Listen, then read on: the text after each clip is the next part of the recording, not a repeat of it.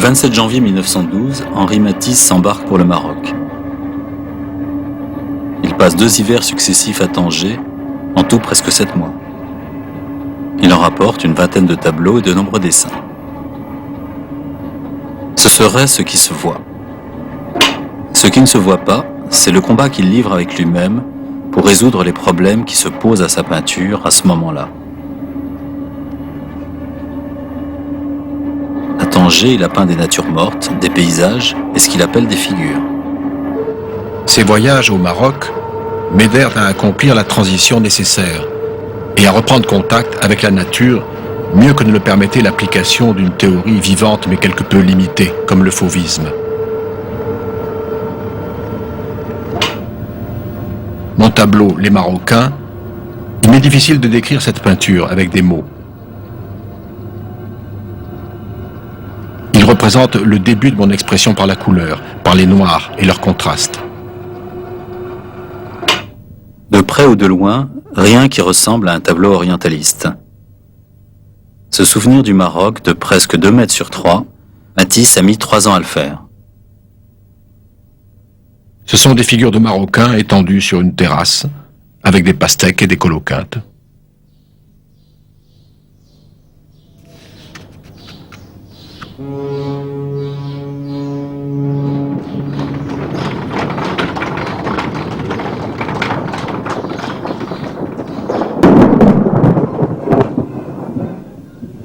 Si c'est la lumière qui a attiré Matisse à Tanger, ça commence bien mal. C'est la pluie qui les accueille, lui et sa femme, à la fin de janvier 1912. Une pluie diluvienne, qui a duré plus d'1 mois. J'ai été bloqué à l'hôtel de France, qui est au sommet de Tanger.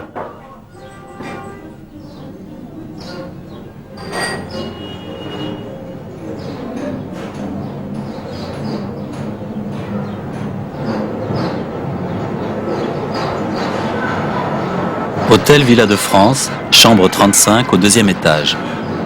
C'est là où Matisse a passé plusieurs mois, stimulé par la vue sur la Casbah et la baie de Tanger. Le lieu n'est pas choisi au hasard. Tanger est une destination banale pour les peintres depuis Delacroix. Surtout, c'est la charnière entre l'Occident et l'Orient. Cloîtré dans sa chambre, il doit ruminer les péripéties des derniers mois.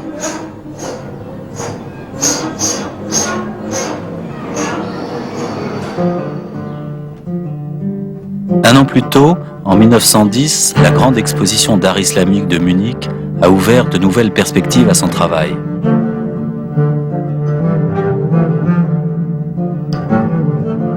La révélation m'est toujours venue de l'Orient. À Munich, j'ai trouvé là une nouvelle confirmation. Par ses accessoires, cet art suggère un espace plus grand, un véritable espace plastique. Cela m'aida à sortir de la peinture d'intimité.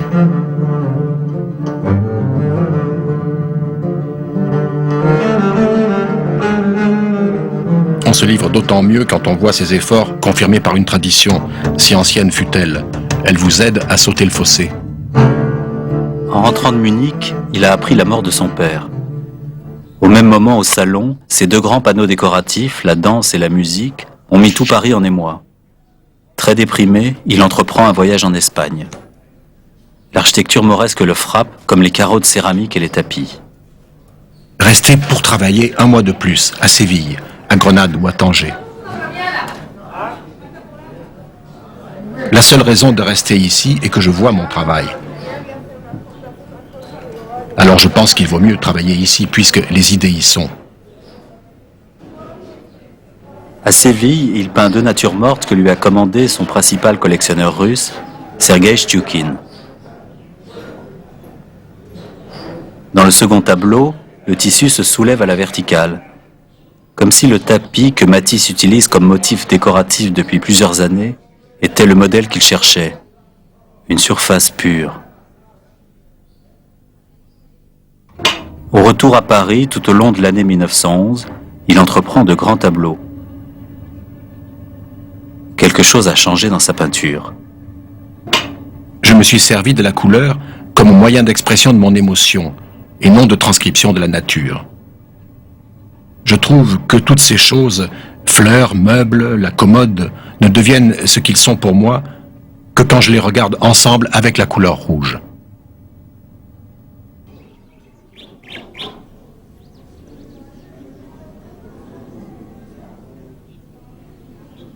À Tanger, faute de pouvoir visiter le pays, Matisse transforme sa chambre en atelier.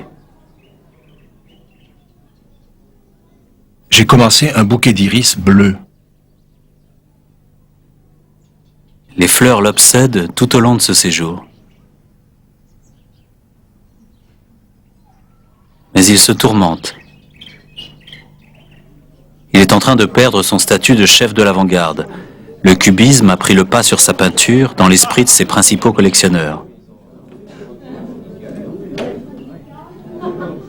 Au moment où il a quitté Paris, s'est ouverte une exposition futuriste qui fait beaucoup de bruit. Pourtant, il a choisi de prendre de l'écart par rapport au milieu parisien. Son ambition est de s'affirmer dans la tradition du grand art occidental, mais en même temps, il veut renverser les fondements sur lesquels cet art est assis depuis la Renaissance. Ici, au contact de la civilisation islamique, il prend conscience de la nouveauté radicale de sa peinture. Si j'ai pu réunir dans mon tableau ce qui est extérieur et l'intérieur, c'est que l'atmosphère du paysage et celle de ma chambre ne font qu'un. Je n'ai pas à rapprocher l'intérieur et l'extérieur, les deux sont réunis dans ma sensation.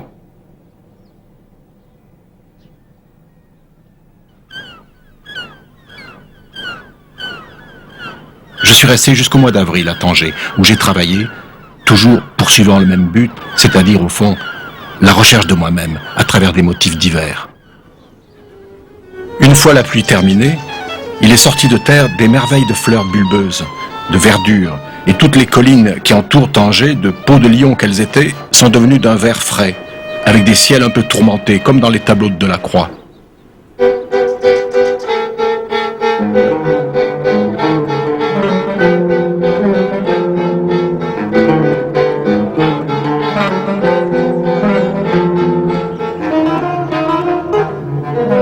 J'ai besoin de la nature pour prendre mon élan.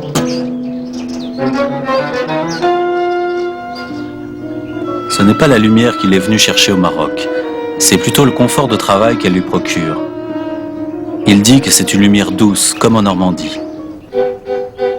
Grâce à un Anglais qui a bien voulu lui permettre de travailler dans sa propriété, il reprend contact avec la nature. Le coin où je travaillais était planté de grands arbres, épanouissant très haut leur feuillage. Le sol était couvert d'acanthes. Mon esprit était exalté par les arbres très haut dans le ciel, la masse verte et somptueuse des acanthes et par l'espace lumineux qui réunissait ces deux forces.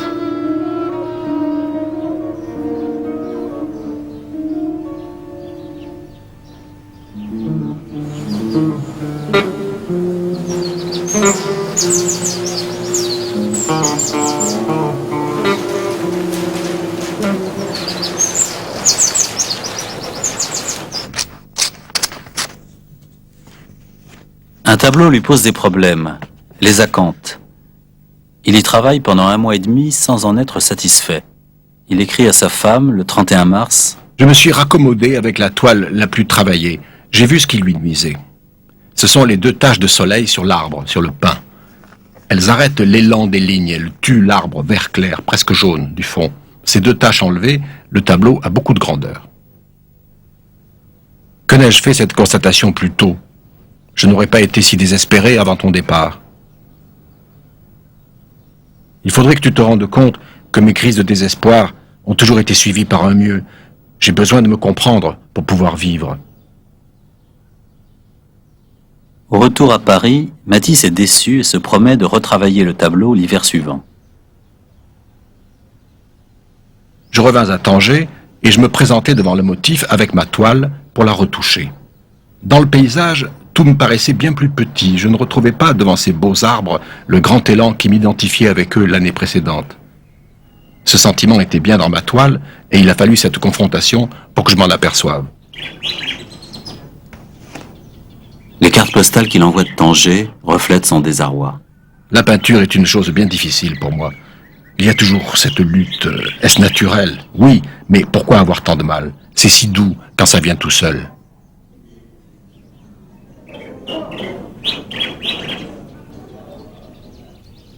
L'intérêt est de donner avec une surface limitée l'idée d'immensité. Matisse ne peint pas la lumière. Il veut que sa peinture provoque une sensation de lumière là où elle est accrochée.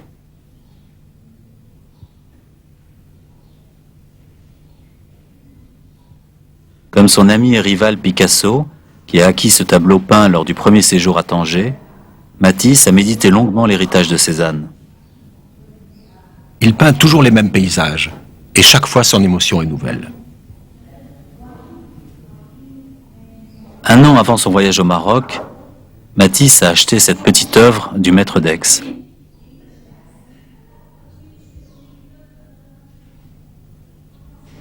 Au moment où il peint cette nature morte, il se demande comment concilier la leçon de Cézanne avec l'apport des grandes traditions orientales. Comment faire cohabiter construction et décoration, aplat et impression de perspective.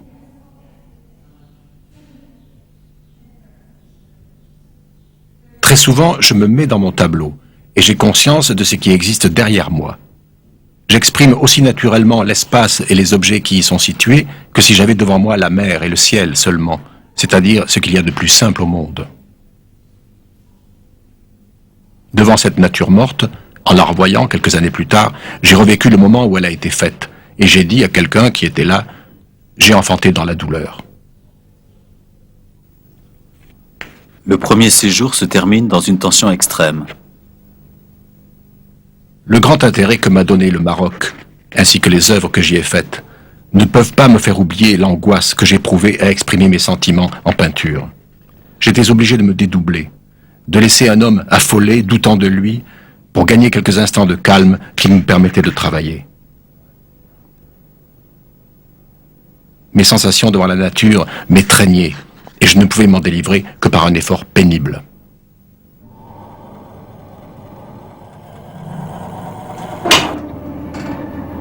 Matisse rentre en France début avril. Une activité inlassable le retient dans son atelier d'Issy-les-Moulineaux, comme s'il voulait tirer parti au plus vite de son séjour au Maroc. Il entreprend une série de toiles où il cherche une nouvelle forme d'alliance entre art et représentation de la nature. Mes découvertes successives s'intègrent l'une dans l'autre. J'essaie de me comprendre. Chacune de mes œuvres est une tentative dans ce sens.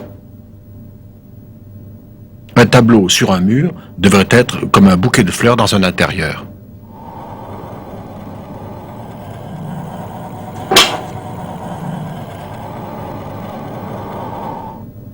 Les fleurs et les poissons rouges reflètent le pouvoir hypnotique qu'exerce la nature sur Matisse. Ce sont peut-être les symboles de cet âge d'or qui l'obsède depuis longtemps et dont le Maroc est pour lui, à ce moment, le lieu et la formule. Dès lors, il est en paix avec lui-même et il peut retourner à Tanger pour travailler.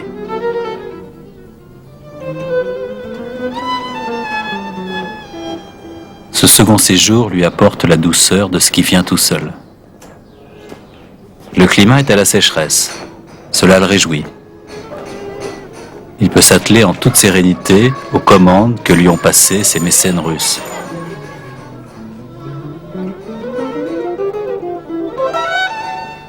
En somme, je suis content. Aussi, je pense rester le plus tard possible. Et j'ai déjà écrit et télégraphié à votre mère de venir me retrouver. Ici, c'est toujours la même chose. En dehors de mes toiles, les repas succèdent aux repas, les nuits aux nuits. Le matin, je lis les exploits d'Arsène Lupin et la philosophie de Bergson. Et l'après-midi, j'ai séance de modèles. Je vais quelquefois, à la fin de la journée, dans ce petit café marocain. Ce petit café a une salle très gentille, avec une petite fenêtre de 50 cm de haut, par laquelle on voit le golfe de Tanger.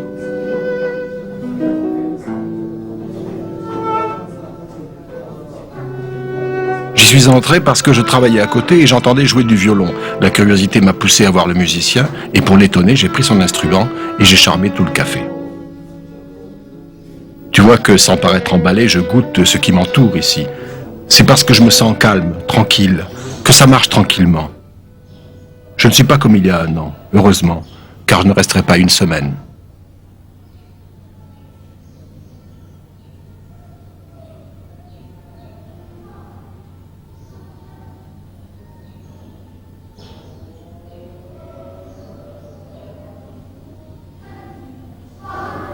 On se met en état de création par un travail conscient.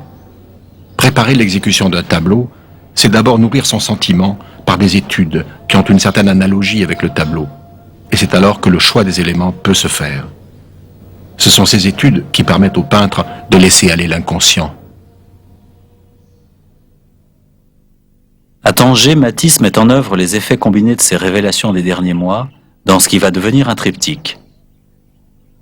À l'origine, il s'agit d'une commande que lui a passée 2 ans plus tôt un autre collectionneur russe, Ivan Morozov.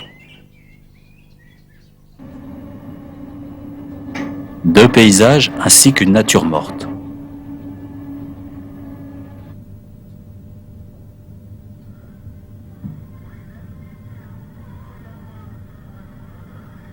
Au moment où Matisse élabore le triptyque, son guide retrouve dans un bordel Zora, son modèle du séjour précédent.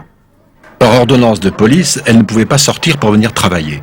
J'ai donc dû tous les matins aller peindre sur la terrasse de cette maison.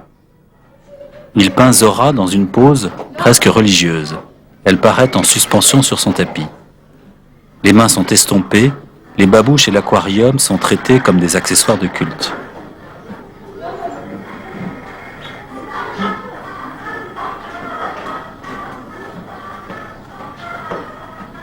La terrasse, lieu intermédiaire entre l'intérieur et l'extérieur, est un jardin secret.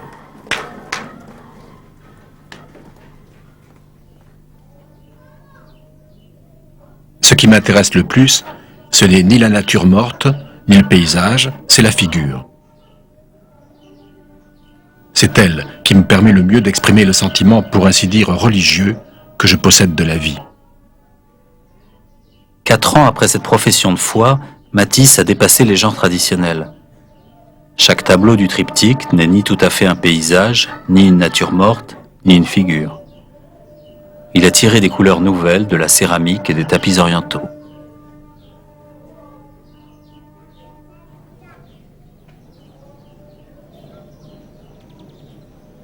Le souvenir des fresques des églises qu'il a vues lors d'un récent voyage à Moscou ressurgit à Tanger.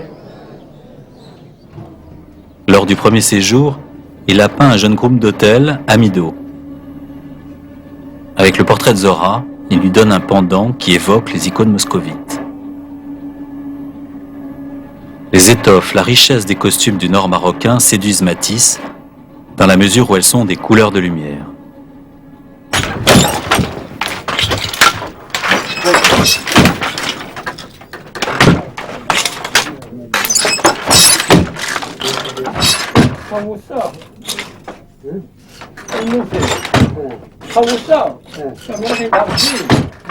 J'ai commencé aujourd'hui une toile de la dimension des poissons rouges de Chtchoukine.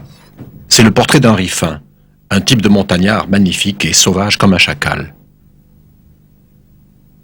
Cette faculté d'improviser à partir du modèle, Louis Aragon en a mis en évidence l'équation. Un des grands mystères maticiens, écrit-il, j'entends un de ces mystères sur lequel le peintre attire lui-même l'attention, c'est ce double jeu du modèle. Qu'il ne puisse se passer d'un modèle, d'une part, et que le modèle inspire d'autre part quelque chose de si libéré de lui. L'expression, pour moi, ne réside pas dans la passion qui éclatera sur un visage ou qui s'affirmera par un mouvement violent. Elle est dans toute la disposition de mon tableau. Je veux arriver à cet état de condensation des sensations qui fait le tableau.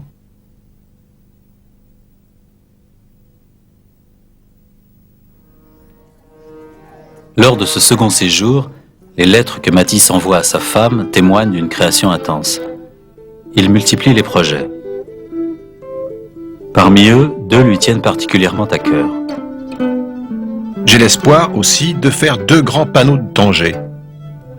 Comme ça, un représenterait la terrasse du café arabe à la Casbah, avec des Arabes buvant et jouant aux cartes vers la fin du jour, avec au fond la ville.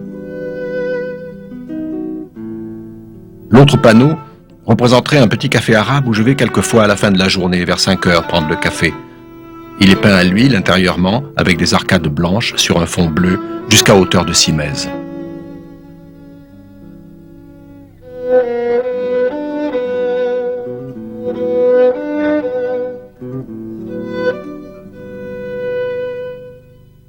Comme dans une miniature persane, toute chose a perdu sa matérialité et son volume, et s'est métamorphosée en accords de couleurs. Dans cette harmonie purement musicale, le violoniste est peut-être l'image du peintre lui-même. Les détails sont fondus dans l'ensemble, il ne reste plus que la trace des babouches alignées au premier plan. Je veux un art équilibré et pur, qui n'inquiète ni ne trouble. Je veux que les hommes épuisés et fatigués jouissent du calme et du repos devant mes tableaux.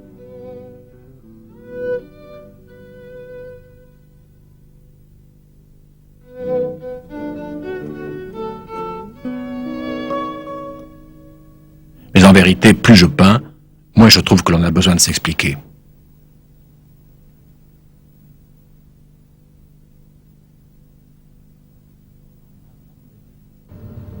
Ensuite, Matisse n'a plus besoin de retourner à Tanger pour que la mémoire prenne le relais de ses voyages. Il peut s'atteler à la tâche qu'il s'est fixée, simplifier la peinture. J'ai travaillé des années pour qu'on dise « Matisse, ce n'est que ça ». Ensuite, il faudrait le suivre à Nice dans les années 20, où les souvenirs du Maroc pourraient ressurgir sous forme de tentures disséminées dans les toiles, de gandoura ou d'odalisques. Ensuite, la chambre-atelier reviendrait souvent comme lieu d'alchimie du dessin et de la couleur, unissant dans son secret le peintre et son modèle. Ensuite, il faudrait relire ces mots d'Aragon dans Henri Matisse roman.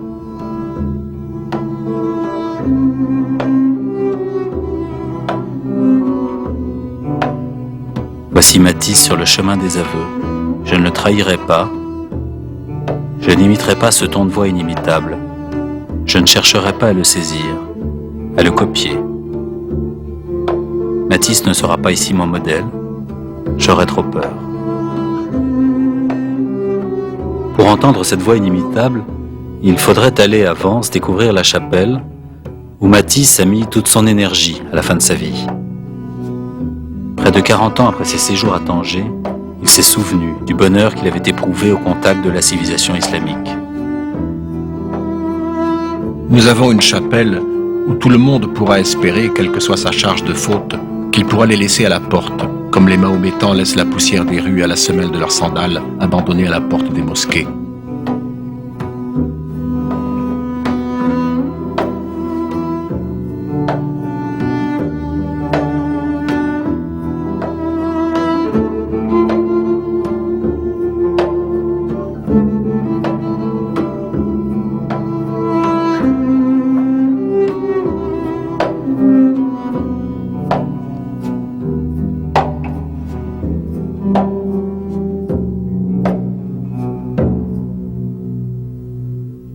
En restant des heures assis devant le dernier chef-d'œuvre de Matisse, on parviendrait peut-être à percevoir l'écho des paroles du peintre.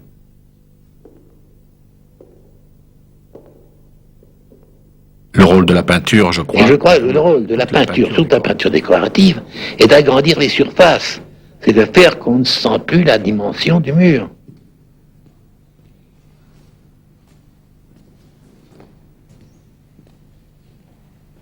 Depuis très longtemps, je voudrais synthétiser tout mon apport. Et alors, c'est trouvé cette occasion. J'ai pu faire en même temps de l'architecture, des vitraux, de grands dessins muraux sur des céramiques, et réunir toutes ces choses-là de façon à avoir une unité parfaite.